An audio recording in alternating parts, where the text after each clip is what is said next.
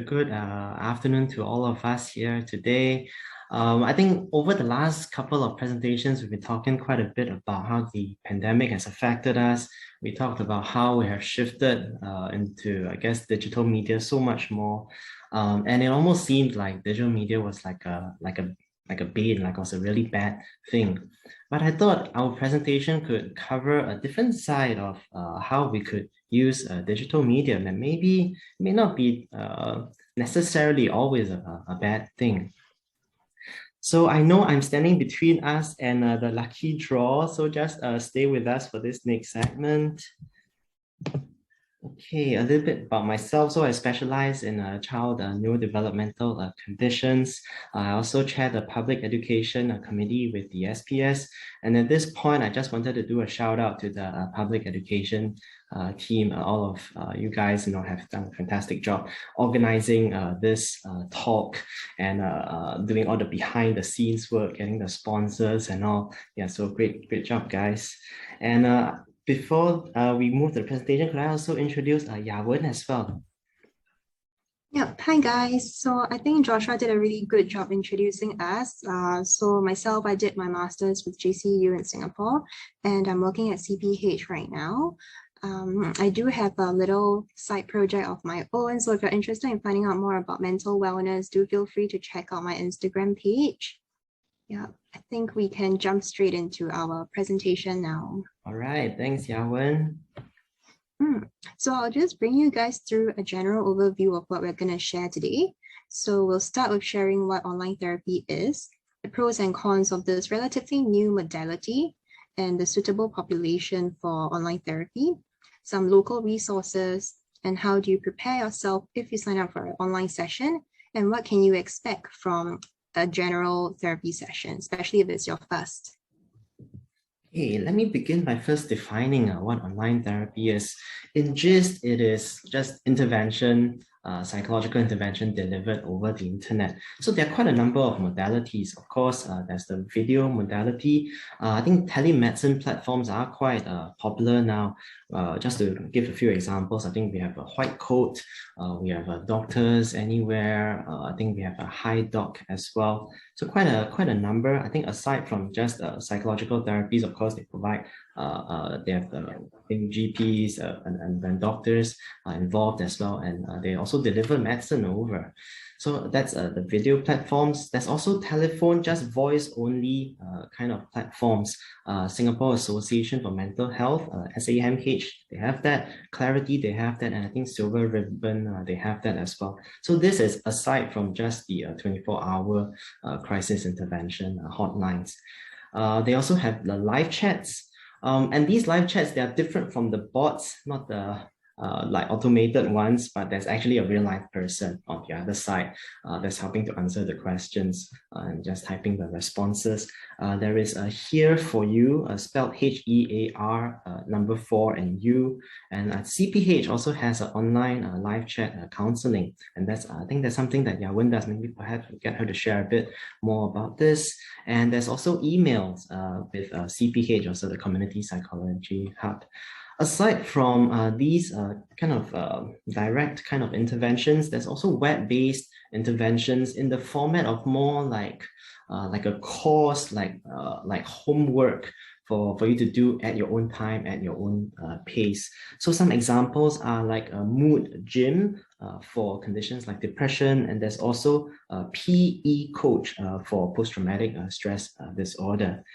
So since, when you've been doing quite a bit of online therapy, could I ask, why do you think it's relevant in today's terms? I think online therapy is really helpful because it lowers the barrier for a lot of people to seek help for their mental health. So for example, some individuals with certain physical disabilities who may not be really convenient to travel from places to places, for this group of people especially, they can seek help from the comfort of their own homes. And also this may not really apply to Singapore here because I think we are quite well connected, but for some other countries, having this online service will mean that people are no longer restricted by their geographical limitations. And definitely, with the recent pandemic, all the safe distancing measures, all those restrictions, online therapy became not just a relevant option, but also a very necessary option as well. Just to provide some statistics, so overseas in the US, the American Psychological Association, they have indicated quite a big increase, like more than double, from 36% to 85% of caseload via teletherapy. And then locally, from Failure Community Services, they also reported 134 new users compared to 108 5 years ago.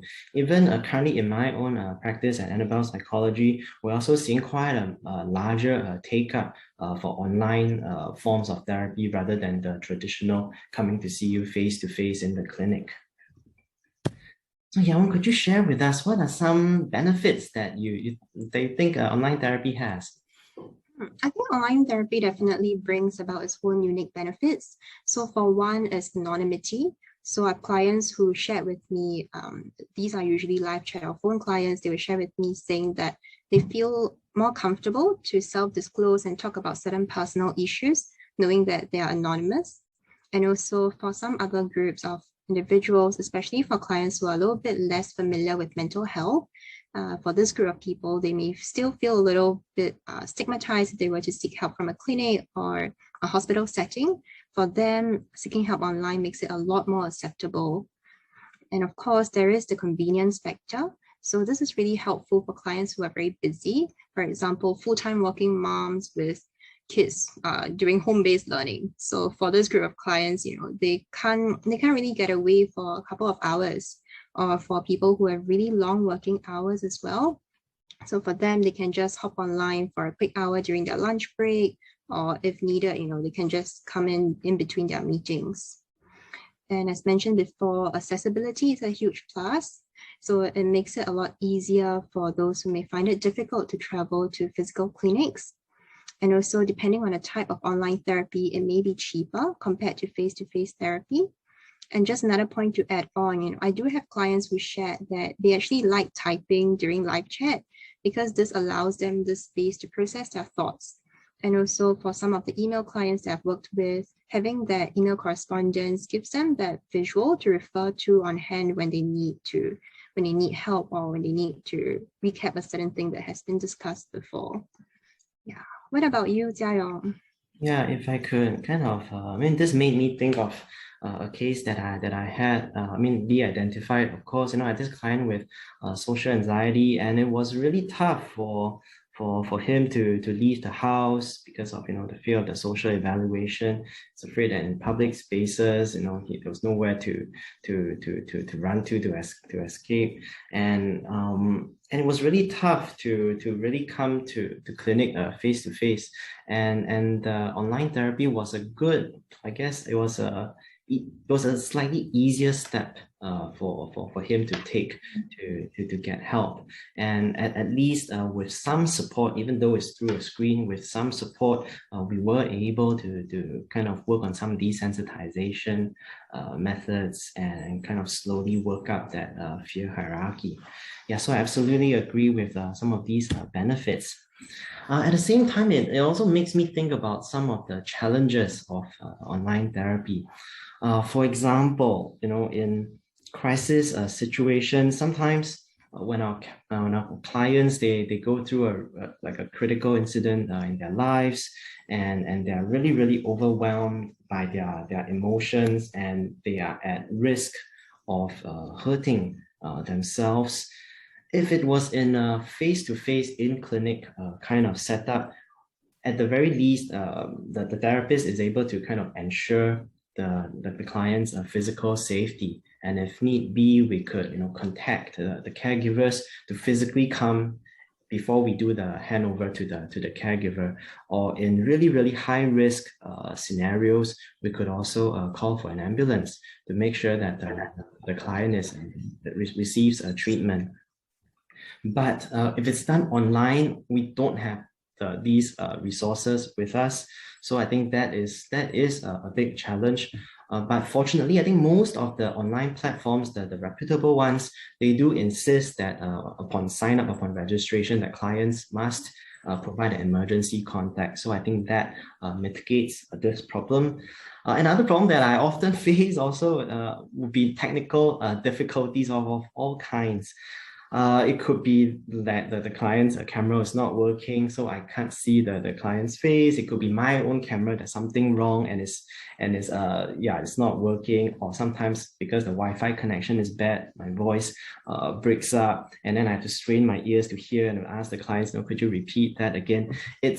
I find that it really disrupts the flow of therapy. It sometimes interferes with building of rapport, and especially when we are trying to, for example, get a client to connect with their emotions, to be able to process perhaps a developmental trauma.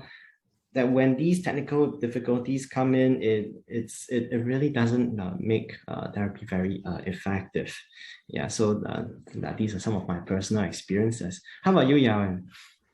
Yeah, for sure. To add on to that, there's also the limited information. So because when we communicate, there's so much that is communicated, not just through our words, but also through our tone, our facial expression, and even our body language. But if I'm only chatting with a client through live chat or even through the phone, there's a lot of information that's lost.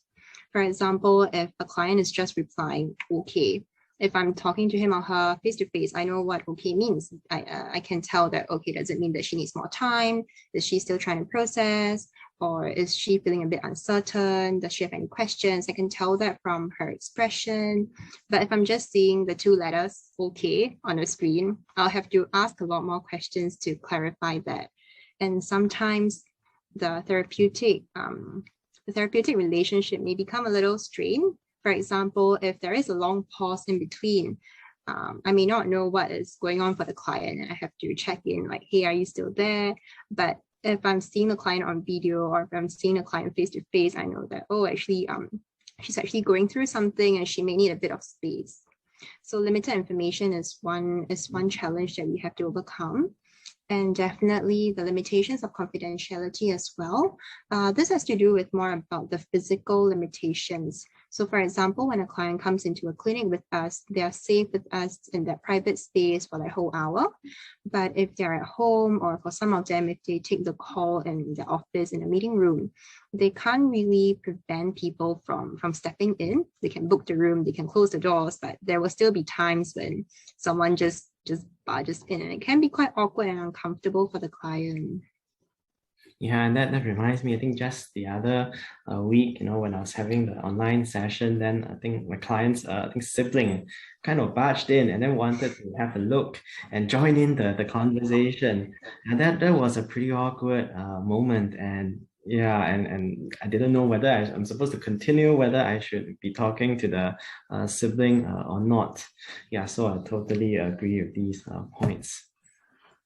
I think another important area for us to explore is what conditions would be more suitable for online therapy and what conditions may not be so suitable. So this is kind of, I guess, categorical. I don't want to like put sweeping statements out there, but if you are feeling really, really distressed, very, very emotional, and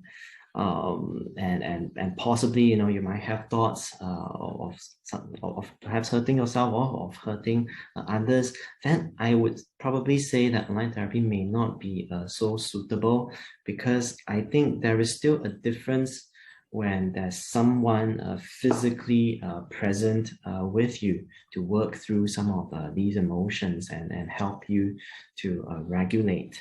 And another point is, if there are, for example, symptoms of psychosis, or if there's also more severe forms of schizophrenia or some mental health related conditions that would not be, I guess, enough for online therapy alone to treat, I would recommend definitely to see a psychiatrist and receive pharmacological treatment as well. But that said, right, all this said, if you're not receiving any treatment of any kind and there is no means to access some of the services that I've talked about, and online therapy is the only channel that you have, I would at least recommend that, because I say this because I trust that whoever is the provider of that online therapy on the other side of the screen would have the ethical considerations to be able to hold your feelings for you, to be able to ensure your safety, while at the same time refer you to the correct agency that's able to provide you the best quality of care. Yeah. So maybe Yawen can share with us what are some of these resources available. Yeah, so this is definitely a non-exhaustive list because there's actually quite a bit of public resources available out there. But on the left, there are some crisis hotlines. On the right, there are some general mental health counseling hotlines as well. So feel free to take a screenshot or save all these information down. Okay, these are the phone resources. Yeah. And also, these are some other modalities, so live chat, WhatsApp, or video. So there are also different age group available specific. So for example, Tinkle Friend is for primary school kids, and Fairia does youth counseling. And if you want more information, you can always refer to the links at the bottom. I think those will provide much more resources than what I have here. I know that we've covered some of these resources. I thought it'd be good to, I guess, prepare you if you anticipate that you would be accessing some of these resources. What are some expectations to have, Yawen?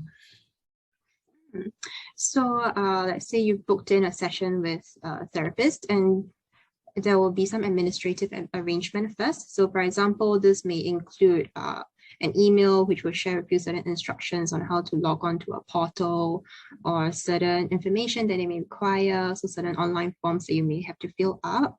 So on your end, after all this, how can you prepare yourself? So definitely go to a private, safe space that you feel very comfortable in. So for example, it may be your bedroom, it may be your home office. If you're doing a video call, it'll be very helpful if the room is well lit. So as I mentioned earlier, because so much information is passed through our facial expressions, it can be very, very helpful if your therapist gets to see your face. Then also bring a bottle of water, because if you're talking for a whole hour, chances are you're going to get thirsty, and it's just going to be very uncomfortable if you don't have that.